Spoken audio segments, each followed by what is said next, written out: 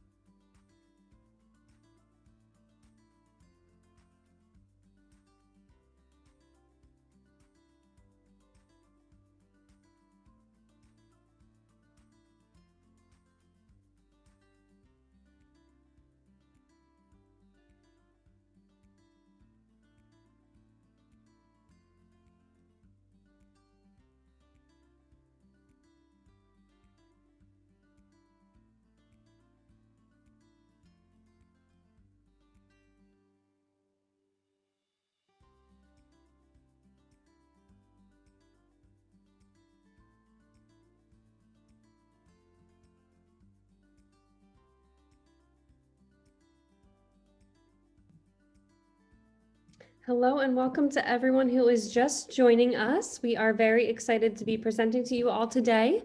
We will get started in just a few minutes here, but in the meantime, a few housekeeping notes. So we are not able to see or hear you, but we do ask that you take a moment to locate the Q&A function within the Zoom. So this is where you can ask any and all questions you have. You can also use the chat feature within Zoom to say hello to your colleagues, let us know your name, which state you're tuning in from, and what your role is at your school. So we're excited to have you here, and we will get started in just a few minutes.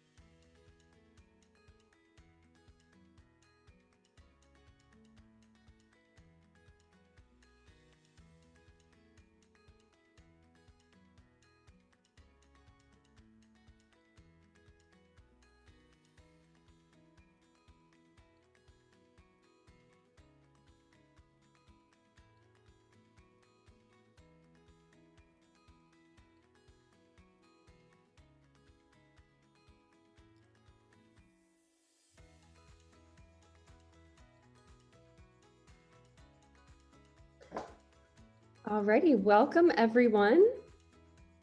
It is 2 o'clock, at least here on the East Coast, so we can go ahead and get started. Again, just welcome and thank you all so much for joining. I'm sorry to be repeating for those of you who are on a little early, but for those who just joined, just a few housekeeping notes. We are not able to see or hear you, but we do ask if you could please take a moment and locate the Q&A function within Zoom. This is where you can go ahead and ask any and all questions you have for us or your panelists.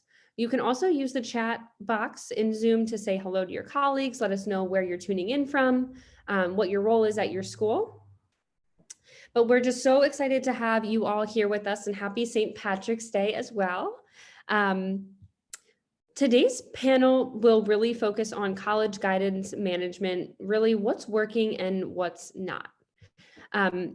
So we do expect this presentation and panel to run for about 45 minutes, saving about 30 minutes or so for the actual panel, where you'll be able to hear from your wonderful peers who we have with us today.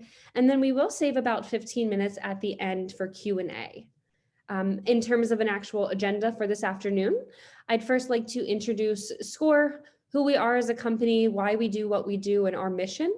Next, I will introduce you to our wonderful panelists and your peers that we have joining us today.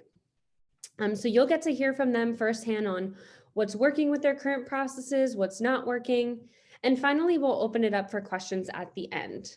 So again, throughout today's webinar, please do not hesitate to submit any questions you may have using that Q&A feature. So to introduce myself, my name is Megan Hoyer. I am a client partner here at Scoir, and I'm also joined today by my colleague Becky Tor, who will be helping monitor the Q&A portion of today's session. We also have 3 of our lovely panelists joining us today. We have with us Regina Kuban, a college counseling assistant from the Overlake School in Washington State. Brandon Carter, who is the Associate Director of College Counseling at Carey Academy in North Carolina, and also Evan Hancock, who is the Assistant Director of College Counseling at St. Paul's Academy and Summit School in Minnesota. So it's wonderful to have you all, and a pleasure to have you all here today, and just thank you ahead of time for joining us. So to first touch on Scoir's mission, as it really does set the stage for why we do what we do and the true impact that we really want to have on your students' lives. But given it's St. Patrick's Day, I'd be remiss if I didn't mention also the meaning behind score as a word. So score is actually an Irish Gaelic verb that means to exit, retire, or transition from one phase to another. So what Scoir has set out to do is really improve the college application and college admissions process. And we're doing so by injecting more transparency and enabling more communication so that all parties involved in this process, meaning students, counselors, families, can really make more informed decisions and have more positive outcomes, meaning better fit and greater retention rates for students. We truly do believe that higher education is one of the surest paths to expand opportunities for advancement for students. So we're really trying to change the college search and selection process from more of a transaction based to a more overall inclusive, holistic, and more relationship based process. And our overarching goal is really to just create, again, a network of everyone involved in the college admissions process. With that, part of our mission is also to help expand college access for all students, which is why Scoir has committed to be free for all Title I and Title I eligible public high schools. So with that said, we are going to go ahead and stop sharing. I will turn on my video and ask the lovely panelists to do the same. And I'd love to turn it over to you all to go ahead and introduce yourselves to the group. So Regina, if you wouldn't mind just kicking things off and introducing yourself. Okay. Hi, everyone. Thanks for having me. My name is Regina Kiban. I'm from the Overlake School, and I am the college counseling assistant. So I work closely with college counselors and the students, but I don't actually do any college counseling one-on-one with students. Thank you, Regina. I'll kick it over to you, Brandon. Yeah, so hello everyone. My name is Brandon Carter. I'm the Associate Director of College Counseling at Carey Academy. This is my 5th year. Prior to coming to Carey Academy, I worked in admissions, worked also in student affairs on the college side, as well as did some college access work as a college counselor in Charlotte, North Carolina. Wonderful. Over to you, Evan. Hi, everyone. My name is Evan Hancock. I am an Assistant Director of College Counseling at St. Paul Academy and Summit School in St. Paul, Minnesota. This is my 2nd year at St. Paul Academy. Prior to that, I worked in admissions at a small liberal arts college as well as a large private university. Wonderful. And thank you, all three of you, again, for participating and being here with us today and sharing all your wonderful insights that you'll share with us. So Regina, if I could kick off the panel by starting with you, if you could please just walk us through some parts of your counseling process at your school that's working well for you that you think might be useful for other counselors to possibly implement at their schools. Sure. So one of the biggest things that's working well for us is being able to have our meetings, all of our meetings online. So when we have our parent meetings or student meetings, we're able to record them. So this has been an issue for us in the past where we weren't able to record them. And it was an equity issue because parents who worked late at night or just had other responsibilities couldn't attend and couldn't get the same information as in person. So recording our meetings has been helpful so that everyone has access to the information. And I think we will continue to do that, host meetings online and record them. And on top of that, we're able to have a library through the Scoir My Drive, which has helped a lot for students and parents to get resources when we aren't able to answer their questions right away. So those are 2 things that have been working really, really well. Just being able to be available and more accessible to students in this online climate this year through different means of Scoir, email, and Microsoft Teams. Awesome, wonderful.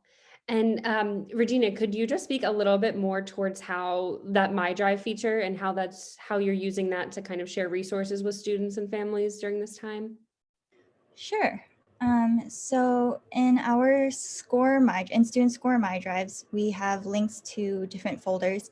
So we use Microsoft OneDrive to organize all folders and resources and then link them to the Scoir My Drive. So for example, if I go to a senior's profile and click on their My Drive, they'll be able to see resources for college planning, interview resources, summer enrichment, scholarship information, recordings from programs, meetings, and events, and maybe copies of their transcripts and other just resources that we might find helpful for them.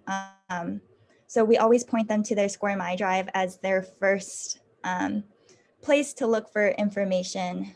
And then if they can't find it there, then they come to us. But it has been really helpful so that they can be independent in looking for things that might be useful for them, for both parents and students. Awesome. That's really great to know. I'm glad to know that that feature is working so well for you guys. That's great to hear. Brennan, if I could kick a question over to you. So if you could just talk a little bit about what part of your counseling process is working well, that again might be useful for others to implement. And this can absolutely be, Scoir related or just any processes in general you think would be beneficial to share with the group today. Yeah, so I'll start with something that we realized that has worked better for us in terms of Scoir. We have absolutely utilized the following applied tab. Obviously, we have to incorporate that with keeping up with students' list. But one particular reason why it's worked well with Carey Academy is in the past when we were in person. Students would have to come into the college counseling office to add or remove colleges to their college list, which we kept safely in a cupboard or a dresser drawer, whatever you want to call it here in the office. And so when students would come into the office, it's great to see them in person, obviously, now given this past year. But one thing that we would notice is that students would come in and they would compare their list with other students. And, oh, you're applying there? Oh, I should apply there too. Not having any type of conversation with their college counselor, or is that a good fit or anything like that. And so sometimes those will result in moments of anxiety. What we have noticed now is that we keep track of our students list, college list, and Scoir. It is just the counselor and them, as long as they're not sharing their, their login information with their peers, which we hope they're not doing that. So that there's more privacy in terms of that college list, and they can have a conversation with their college counselor, because we have the function that is enacted that if you want to add a college to your list, it has to be first approved by your college counselor. And that's our way of saying, hey, you added this school, doesn't really fit your criteria, or what's going on here. Let's have a conversation before we move forward. So that has been actually a real plus in this process. I think, not to steal from Regina, that has also been great for us as well, recording our programs, our parent coffees, our college nights. So it hits a lot more parents who aren't able to get here. We're really, really looking forward to our case studies event. So every single year, we weren't able to do it last year because we just couldn't figure out how to do it virtually. But this year, with a little bit more time and planning, we are going to do a case studies event where we take 3 fictional applications, and then at least with the students, they work in their advisory, and then they vote, admit, deny, or waitlist, so that they can see how admissions counselors may view their application, and they get an actual common application, of the 3 candidates, and they make decisions. And it's very interesting to see what catches their eye. But we do the exact same program with parents as well. And this year we're going to make it virtual so that more parents can attend if they are not free that given evening. So that is something that we're really looking forward to, and that really, really sets the tone for our juniors heading into the summer before they start visiting colleges. That's awesome. That case study sounds like a really great exercise for students to go to. So thank you for sharing that. Evan, to kick similar question off to you, if you could just go through, what part of your current counseling process is working well for you, and to piggyback off of that, if anything's changed or any kind of challenges that have come about related to that, COVID, and how that's maybe affected some of your current processes. Sure. So I think several of the things that both Regina and Brandon have both mentioned are true for us as well. I think being able to have events that we provide for students and families be virtual has made it much easier to record, to post those on our website. It's also been much easier for families to tune in a variety of ways, whether they're still at work, whether they are tuning in, listening, audio, commuting, or anything like that. It's just made it easier and more accessible for our families. So that actually has been a plus. Another thing, I know that there were some suggestions about Scoir and kind of what some of the benefits that we've seen transitioning from that or to Scoir. For us, one of the things that we feel has been helpful, building off of what Brandon was saying with the list building, one thing I've found is that the fact that students are actually able to say which schools they're not interested in on Scoir has helped develop the conversation a little bit more. In our previous program that we were using, sometimes we would suggest schools and then the school would just drop off. And having to remember which ones dropped off and not seeing that sort of step feature, Scoir has been great for sort of building that conversation. Another thing that's been going well for us this year, so when we switched to distance and we've been looking at various learning management systems as a school, and we settled on Google Classroom. And so now all students at SPA use Google Classroom for their classes and for assignments, and that's really their first go-to place. So for us, the transition to much more virtual connection with students, developing Google Classrooms for college counseling for each individual class year, being able to post there, being able to connect things from Google Classroom to our website. That centralization has been really helpful. It sort of builds that neural pathway for students to realize, okay, I have a question, where do I go? I go to Google Classroom. And even if that gets sent to the website, or even if that's, come and meet with your college counselor, the students are still really getting used to that. To address, I think, some of the things that have been more challenging, especially over the last year, as Brandon was kind of mentioning at one point when we were talking earlier, the students who are really on top of meetings are still on top of meetings. But the students who we would often be able to get in touch with because we could go find out which class they were going to be at, and then we could kind of wait for that class to get over and say, hey, we have a meeting now. Can we chat? Or, hey, I sent you an email. Did you get that? Some of that is lost in this virtual setting, and so that has been something we've been working on. But I think the centralization of information has sort of helped with that. Another thing that we've found that was a challenge for this year's seniors, and we're thinking about this for this current junior class and next year, is thinking about how many schools students are applying to. With the shift in the test optional landscape, as well as the inability for students to visit, we were seeing students sort of with slightly longer lists than normal, and having the conversation about what that means and whether that's necessary, whether it's important, whether that's adding something for them, whether that's impacting other students. Those are conversations that we're starting to had with our seniors, and we're starting to have more conversations around with juniors as well. Great, thank you. Thank you for sharing that. Regina, to come back to you, what would you say is, in terms again of your whole counseling process, that is something that you really would like to improve, or is like a biggest challenge for you right now?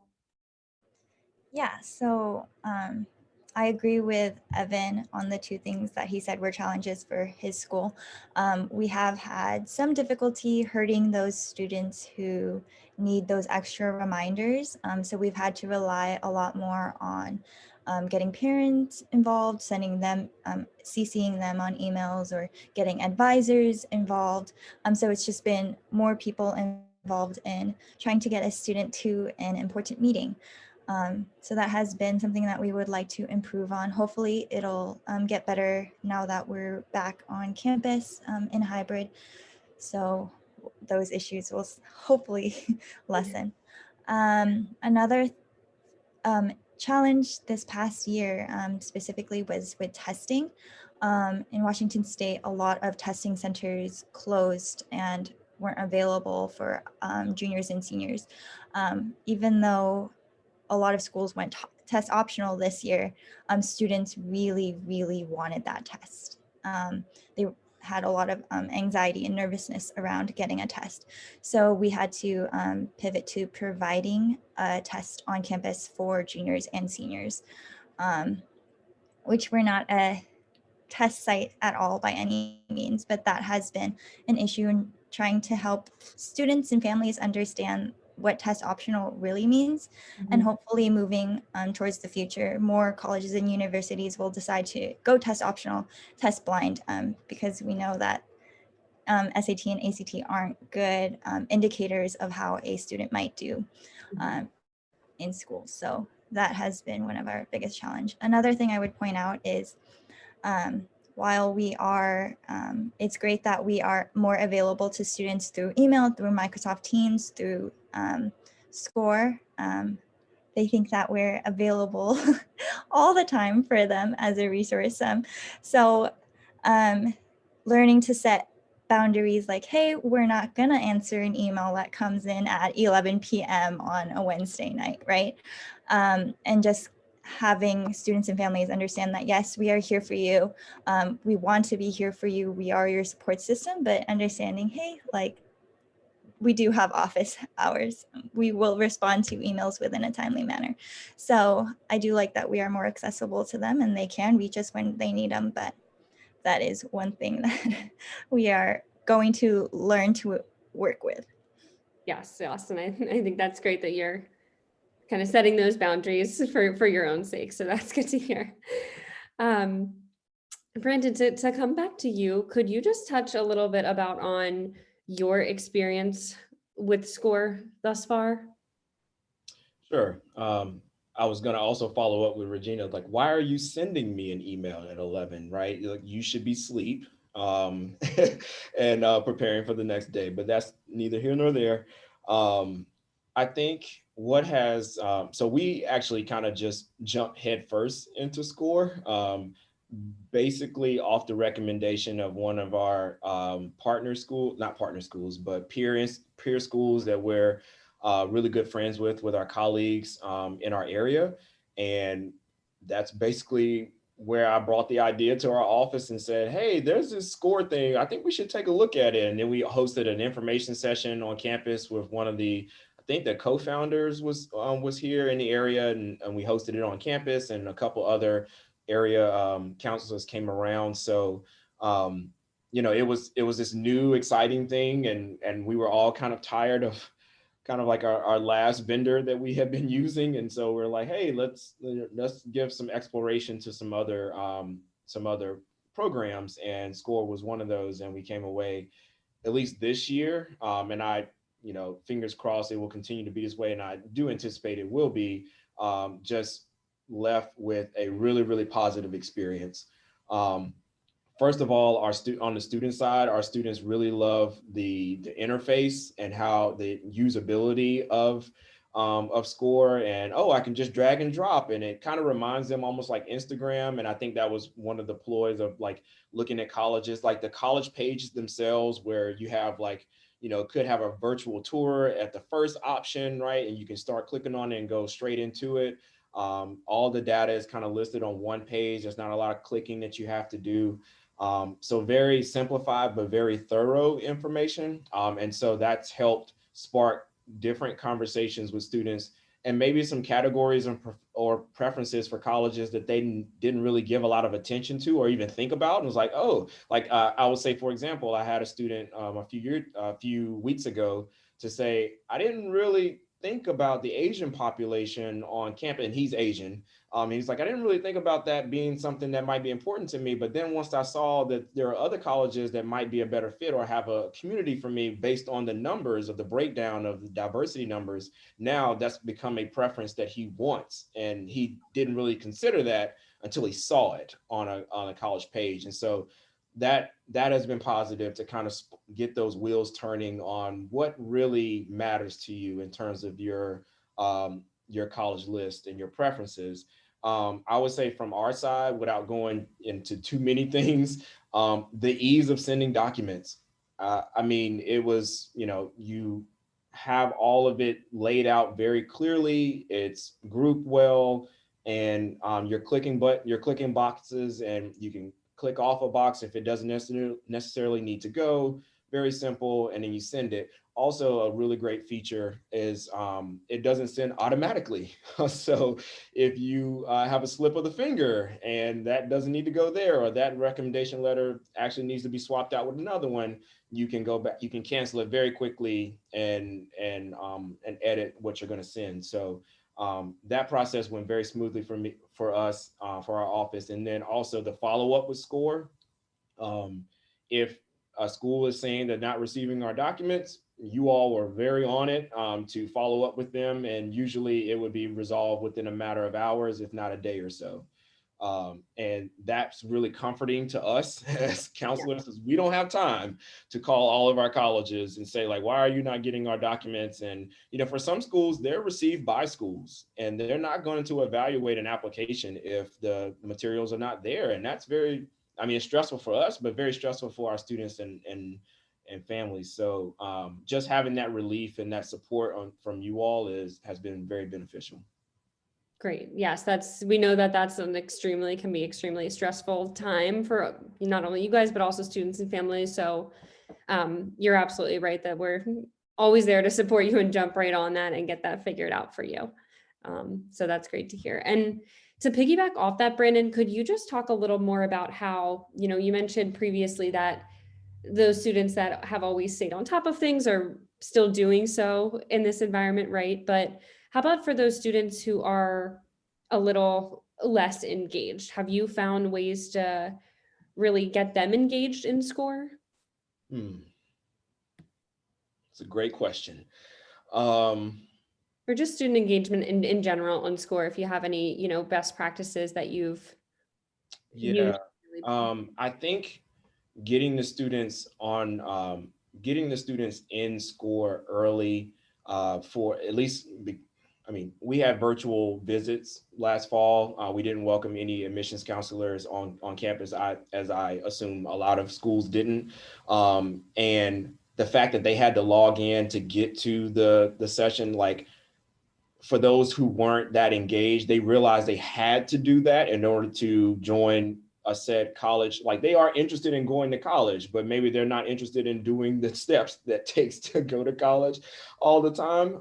But for the colleges, and to hear from them and to learn from them and talk to an admissions counselor, they had to log in to Scoir. And thus, I know that you have a login and that you know what Scoir is because you joined this visit back in the fall. So now that where we are in the process, this is how we're going to stay on top of your process, right? And so I think we didn't really have a, you know, like, firm line or guidelines to students saying, hey, we're not going to send your transcript unless you engage with Scoir, you know, like giving them those ultimatums, because those don't work.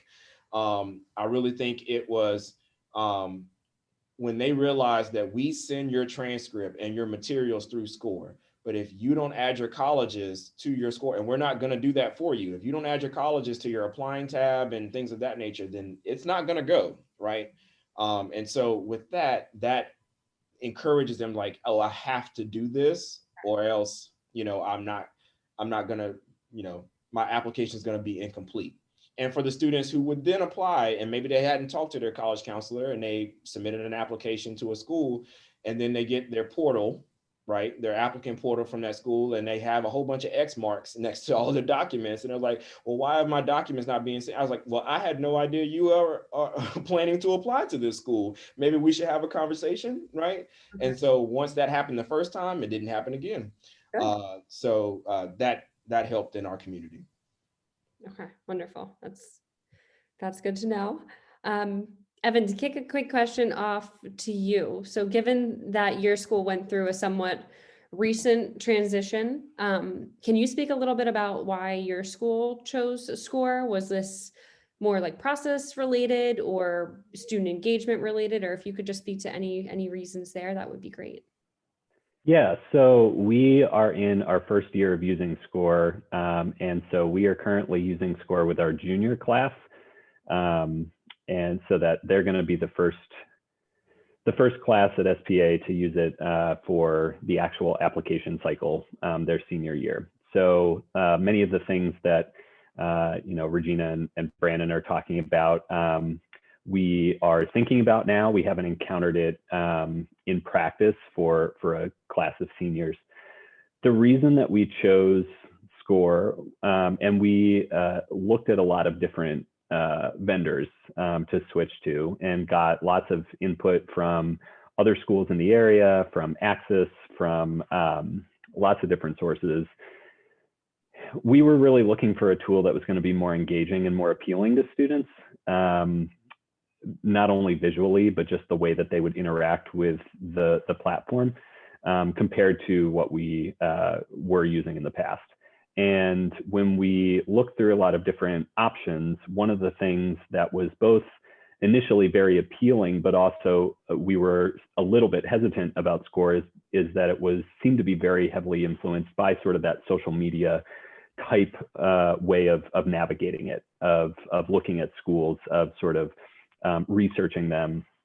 Some of the services that are a part of Scoir felt much more like social media based. And so when we first saw it, I think our office, we were wondering kind of what would that look like in practice.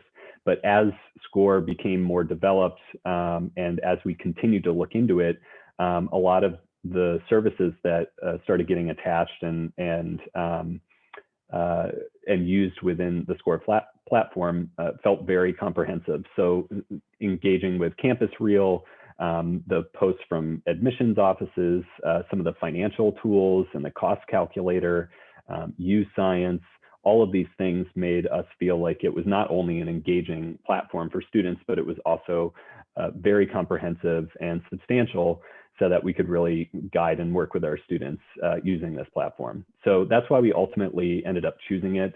We've been really happy with what we've found so far using it with our juniors. I know Regina and Brandon, you've both talked about the data piece a little bit, and we've noticed for getting data on to Scoir and getting it off, it's been really easy. And so we're excited about that. And then using it with our students in things like our junior college counseling seminar, in individual meetings and family meetings. The usability factor is huge for us, especially as a school that's somewhat new to the platform, and you know, there's a bit of a learning curve anytime you try anything new. But even when there are those new things that you're thinking, I'm not quite sure exactly how you do this, but if I were to use this on something else, this is what I would do. It turns out to be that's exactly how you do it. And so for the students and for us, it's been that usability factor has been huge. Great. That's wonderful.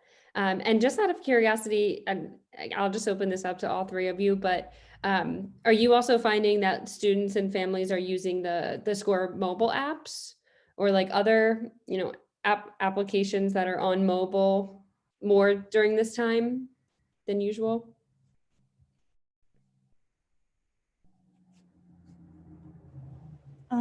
I haven't heard of students and parents using the mobile app, but that hasn't been a question that we've thought to ask them. So if they are, they just haven't told us. But I know that it's mostly our senior students and parents using Scoir, and then juniors. Our freshmen are not really there quite yet, but they do have accounts that they can use.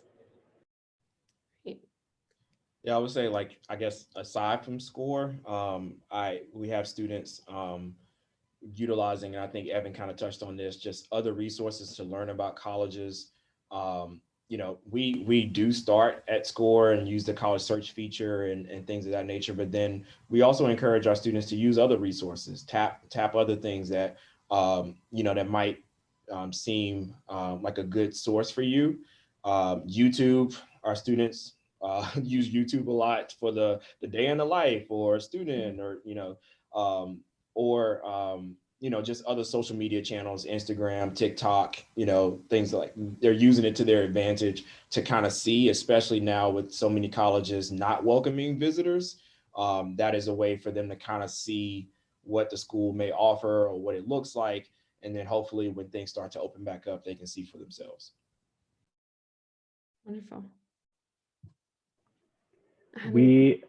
I'm sorry, go ahead, Megan. Go ahead, Evan.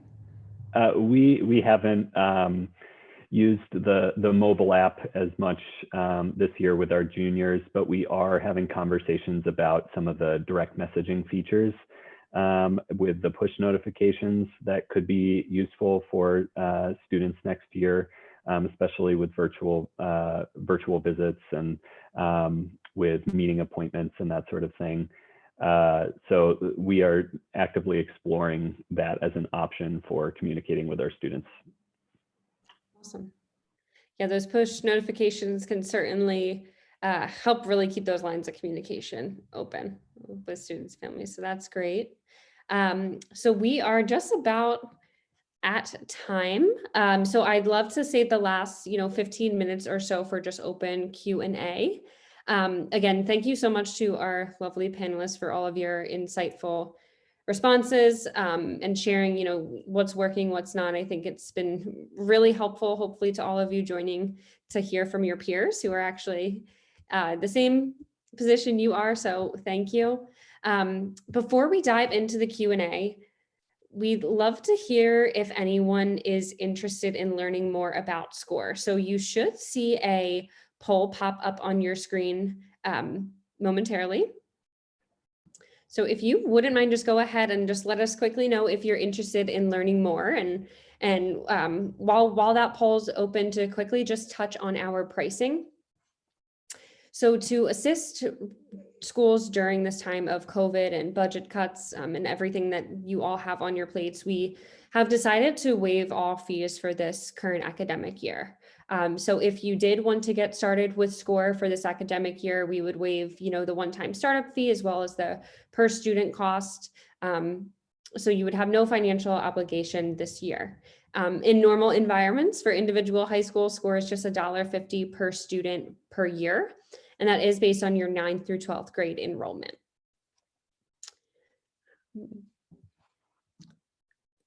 So we will go ahead and open it up for Q&A.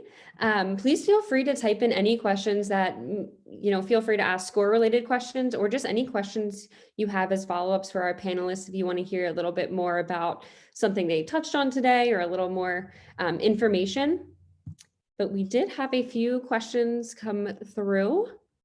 So I'll just go ahead and begin answering those.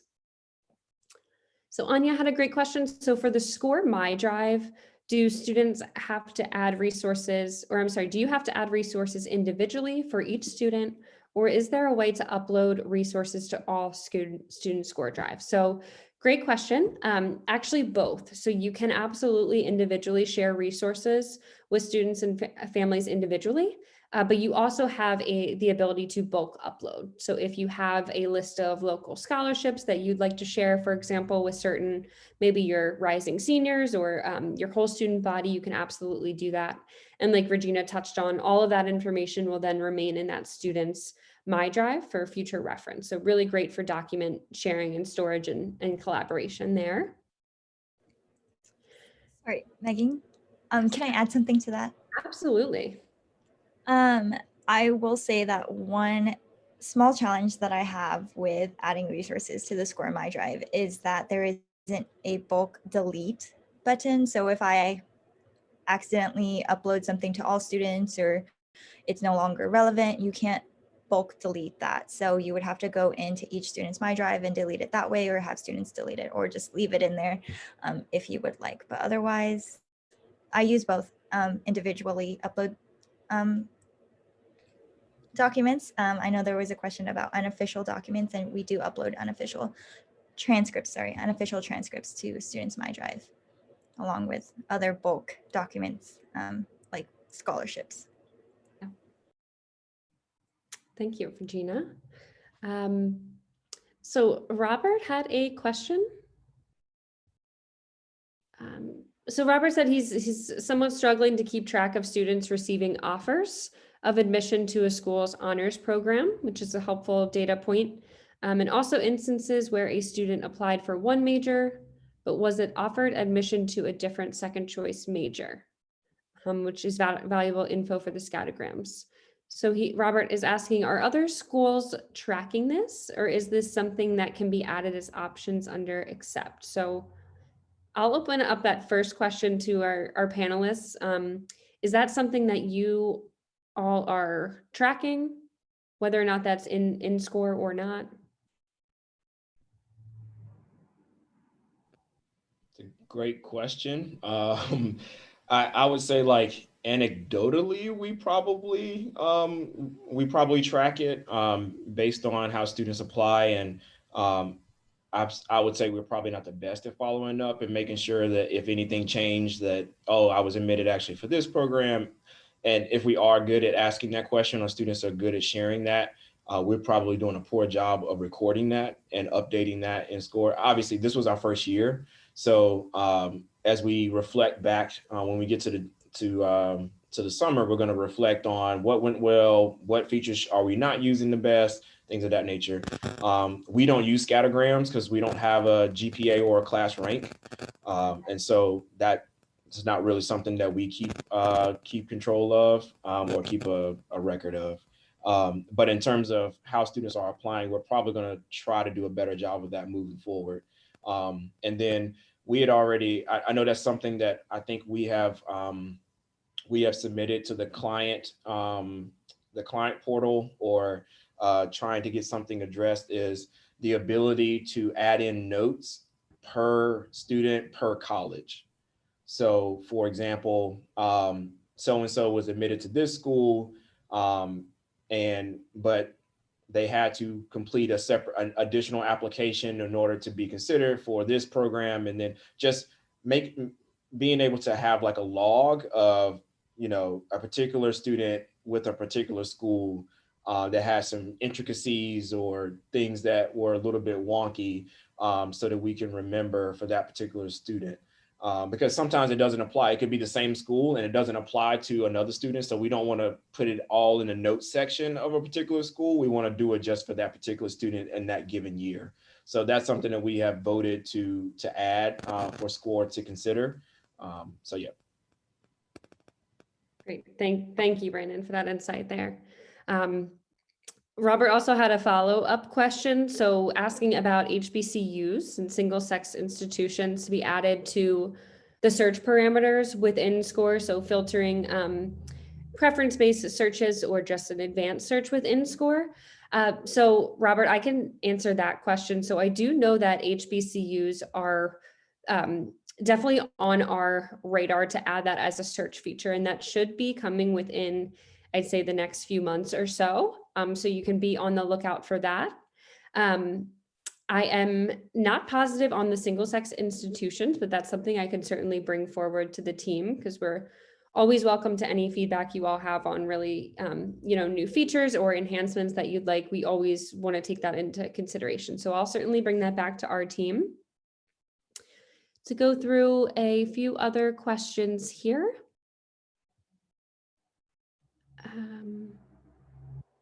So Susan just had a question. So back to MyDrive, can students print documents from their MyDrive? Assuming no, but just making sure. So absolutely, Susan. So they can actually download, those documents that are in the MyDrive, if it's like a PDF or a Word document, anything like that. And then they would be able to go ahead and print that off. Erica had a question. So how are counselors tracking outcomes for those who were deferred, but then they withdraw their application because they decided to enroll elsewhere before getting a final decision in? So if I could throw this to our panelists, just any insights that you all have on kind of tracking those outcomes for maybe deferred, but then students who withdrew applications. How are you kind of keeping track of those changes that your students are making along the way?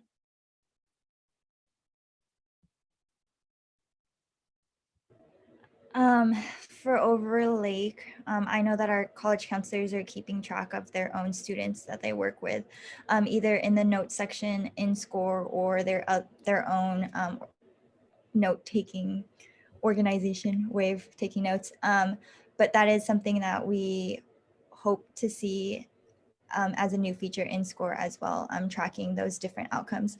Also conditional offers, that's not an option that you can track right now. So we're just using either the note section in Scoir or their own system of taking notes for their own students.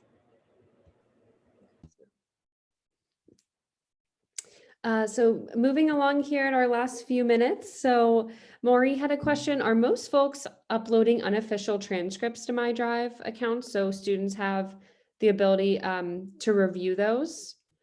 A second follow-up question to that, is there any consideration being given to the ability to bulk upload unofficial transcripts to students' MyDrives? So I'll answer that latter question. In terms of bulk uploading, so you absolutely can bulk upload official transcripts, now not to the MyDrive, but through our transcript upload feature, so that anytime a transcript is like required for a school and it's on that student's applied or applying column, we will automatically slot in that transcript for your students. Now you wouldn't be able to do that bulk for the MyDrive, just because then that would be sharing, you know, all your unofficial transcripts with all of your students. So that's the bulk sharing of MyDrive is really for a resource that you're going to be sharing with multiple students that doesn't have any kind of personally identifiable information. But if you did want to do what Regina does and upload a individual's unofficial transcript through the MyDrive, that's something that can be done. Evan or Brandon, is that a process that you follow, or? For our student management system that we have with our school, our students have access to their unofficial transcripts at any point. And so we're not technically using it in Scoir, but they do have access to it in just another place. Okay. So yeah, not using it in Scoir, but they always have access to them. Great. And we've traditionally asked students to reach out to us if they need a copy of their transcript for anything from a summer program to a scholarship application to updating their driver's license. I got that email yesterday. So there are all sorts of reasons, and we just encourage students to reach out to us directly for transcripts. Makes sense. And I just want to ask this one last question because I think it's a great one, but are there any features that the panelists would want to see Scoir add? So I know, Regina, you touched on even diving deeper into that reporting outcomes, right, for things like conditional or, you know, deferred and later accepted, et cetera. But any other features that you guys would love to see? I think one of the features that we have used pretty extensively for the previous vendor that we were using was the view as feature, and which allowed us to sort of drive the look of what the student would be seeing. And one of the things that we actually really like about Scoir is that the view that the students have is very similar to the view that we have. But it also means that if we are relying on it being very similar, we don't necessarily know where the differences are going to be until we encounter them. And so sometimes that happens in the midst of a meeting, and I think a view as feature would be great to be able to just go to a particular student that we're working with and then view as, jump into their account, similar to the way Use Science allows you to sort of imitate a student when you're going through their results. I would say another feature for the search is regions of the country. Being able to say, let's look at New England, let's look at the South, let's look at the Southwest, West Coast, Midwest. We have lots of students who, when we're talking to them about regions or areas of the country or states, that they list sort of general geographic regions. And so it is not impossible, it's just more steps to individually select states, and that would be a great feature to add. Okay, yep, I know that one has been requested before, so I'll certainly add your name to that list, Evan. Thank you. Yeah, I think I already mentioned the individual notes by student per college.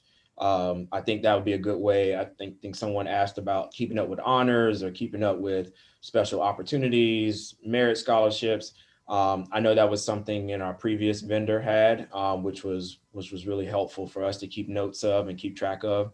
So that will be something that I would definitely add. Also, with very small thing, but and please correct me if I'm wrong, but in the search feature, when you're putting in sports, it only allows you to put in one sport at a time. Um, we've noticed that our school doesn't have football, right? So a lot of our students want to go to a college that has football. Well, they also like I want to go to a school that has football so I can go to the games, but I also want there to be field hockey so I might play or club something to that effect. And it doesn't allow you to put both of those sports in at the same, two or more sports at the same time. Right, you'd have to enter those Yeah. individually. Yeah, And you they, enter them separately. So that's a very small thing. There's a way to get around that. We just, you know, I want to know what's the priority first, and then we can look at secondary things, and let's even talk about, are you even good enough to play that sport at your college? But whatever, that's a different conversation. So yeah, that would be something else that for consideration. Great. Regina, did you have any other things that you would love to see, or any kind of wish list features? Yeah, one thing that we would like to see is tracking alumni. I know that Scoir is for current students, but we do have sometimes alumni who want to transfer or have a different, or just change schools or whatever the reason is. But I'm tracking maybe if our alumni have applied, that isn't an option to see like a transfer application due date on Scoir. So that is a small thing that we would like to see, because otherwise we're just writing notes in their Scoir notes section. But we would like to see it so that we can build a report on it as well. I know that was one of the other questions, but yes, we have been using the reporting feature to build our end of the year reports coming up. Not quite finished, but getting there. Yes, I'm sure those are always exciting to run through. So we are at the 2:50 mark. I see some folks still hanging on, which is wonderful. And thank you so much for sticking around for these extra 5 minutes. I do want to be conscious of everyone's time. So I just want to sincerely thank all of you for joining today. And you three panelists have just been amazing in giving insights and best practices. So we really appreciate your time and insights you provided today. And as a wrap up, again, if you'd like to learn more about Scoir, please feel free to reach out to us. You can also go to our website to sign up for a consultation if you'd like. But we will be following up with everyone that registered and attended today with not only a replay of today's webinar, but just some other resources for your review. So really appreciate everyone's time. I hope you get to celebrate St. Patty's Day, however you choose. And I hope you all have a great rest of your week.